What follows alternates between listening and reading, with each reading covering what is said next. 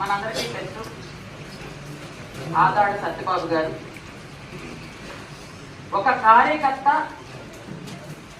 నాయకుడ బొమ్మని ఇంటి ముందు ఒక విగ్రహం రూపంలో ప్రతిష్ఠించుకోవడం అనేది మనం ఎక్కడా చూస్తుండం. అది ఒక్క ఆదాడ సత్యబాబు విషయంగానే జరిగింది. తనేం కోటీశ్వరుడు కాదు, లక్షాధికారి కాదు, మామూలు మధ్య తరగతి ఒక సగటు మనిషి.